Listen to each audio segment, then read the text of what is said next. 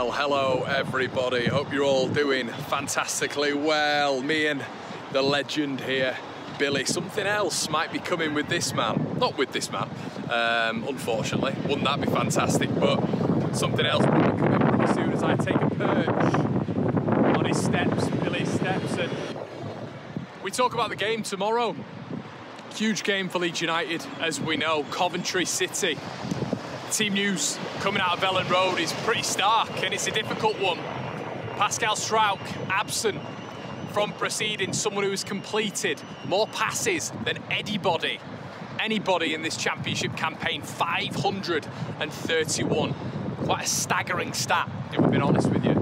And Leeds go into this game needing a win. They go into this game, for me though, the favourites, but this Coventry City side posed a lot of problems here last season. Coventry are going to come with a similar blueprint. Eccles, Sheaf, Sakamoto on the counter-attack, potentially causing Leeds problems. Hadji Wright, Ellis Sims. It's going to be another tough game. Are they going to pin our centre-backs? Are they going to use that as a massive advantage going into this game? You know, you look at Pascal being out of this team right now, and what they're going to do for me, well, Ethan Ampadu going to centre-back, or James De Bayo, is he going to throw him in? Jesus, that'd be a tough call for the youngster, and it'd be a real baptism of fire.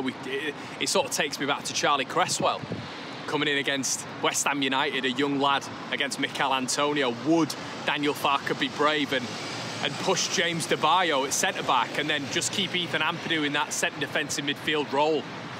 Keep him in there for consistency and just make sure he's on De Bayo's toes throughout the game, keeping that defensive solidarity, or solidity I should say. If they do play Hadji Wright, if they're brave enough to play two centre forwards like they've done against us previously last season, obviously at Coventry, I think it's going to be difficult for Leeds United, because they were able to pin us. And when they pin the centre-backs, especially when you've got a little bit of a potential little and large there, you've not got two larges in Struijk and Rodon, you might have Ampadu there up against, let's say, Ellis Sims or a Hadji Wright. It's going to be difficult for Leeds, because that physicality blueprint that they were able to get round when it came to Leeds United earlier on last season and later on, could be something which is going to be a little bit of a tactic for Mark Robins. Listen, they're fighting for their lives right now. They're stuck in 19th position.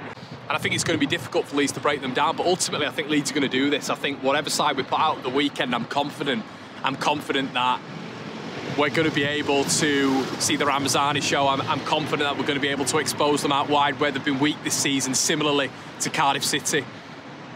I'm confident that Brendan Aronson is going to have a good game, you know, and this is going to be one of his biggest tests, because he's going to be up against potentially two central midfielders, if they do play with Sheaf and Eccles, who are going to be physical with him. And they've got quality as well. I think this is going to be Aronson's biggest test. Can he find space? Can he get that half turn in against a side like Coventry, who are going to sit with a low block, and it's going to be a quality low block as well. We saw that last season, and they're going to be looking to hit us on the counter-attack with potentially a Sakamoto, a Wright, an Ellis Sims. So it's going to be a game of which Daniel Farke is going to have to figure out. He's going to have to be pragmatic at stages. You know, could we see if Junior Firpo is out? There was murmurs of him being out. Leeds going to a back three. Would that make a lot of sense right now? Would we see Isaac Schmidt come in for this one? Or we're going to see Sam Byram come in? There is puzzles right now, which mean that it's not going to be ideal when it comes to synergy, cohesiveness, but what it is going to be is quality on the field. I would stick with Matteo Joseph. I've actually been quite upset with the rhetoric that he should be out of this side. For me, he's a young lad. He doesn't have the name of Archie Gray, which is synonymous with this place, but he's a hard-working young lad who I think in pre-season has deserved his shot at first-team performances this season. I think it has been a joke, to be honest, how many, in my opinion, fans have been discussing the fact that he should be out of this side. Based on what? I think his performances have been really good. I think 3 assists, which is the top in this division, has been overlooked. I think his ability to link the midfield in particular and attack has been very good. I think he's been a revelation so far this season. You know, look, does he need goals to add to his game? Yeah. One criticism I would put his way is the fact that he should have taken these 2 penalties off Pascal Struijk, and then nobody's talking. I reckon he's got 3 goals and 3 assists there. I would hope that that is going to be a development in his confidence and his mentality. Grab that ball off Pascal Stroud, you know, when the time is right and Pascal's back in there again, and be confident.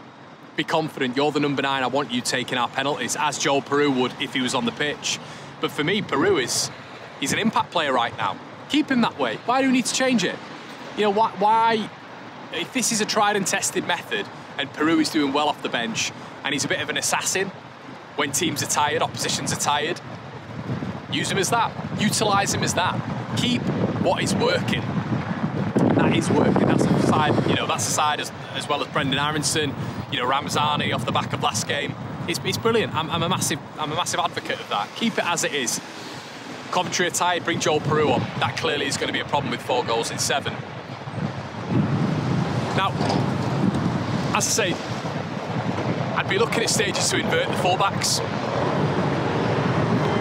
I'd be looking at stages to play the 3 in behind Matteo Joseph a bit further out wide, so that's going to pose a lot of problems for Coventry City when they try and counter-attack. They're going to have too many players within that central space to do so. I don't feel we inverted the fullbacks enough against Burnley, and I think that's where it hurt us, because when they were counter-attacking us through those central spaces, when they did, it was open. And you need those to be closed spaces. You need to almost, you know, utilise what Daniel Farke did utilise earlier on in his career at Dortmund too, and for stages at Norwich where it was a bit of a gegenpress. I want us to utilise a real press when it comes to the unit. I want Coventry to be unsettled. I want us to get that goal early, so they're not going to be able to sit back and then we can hurt them on transition. Look at the Burnley game, but you can look at other games where Leeds' intensity has just dropped. And that comes to the manager when when you're looking at substitutions and varying that tempo and intensity at points, and we can criticise him for that, of course we can. But overall, you know, I think Leeds have got enough. We can be critical of his in-game management, but we're hunting for perfection here. And as long as the gaffer is pulling out wins, I can say that I'm not a massive admirer of his football. That's fine. It's a football opinion.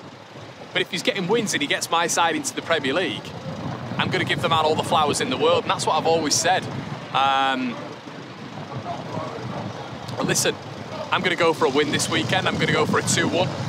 I know Brownie predicted a 2-1 as well.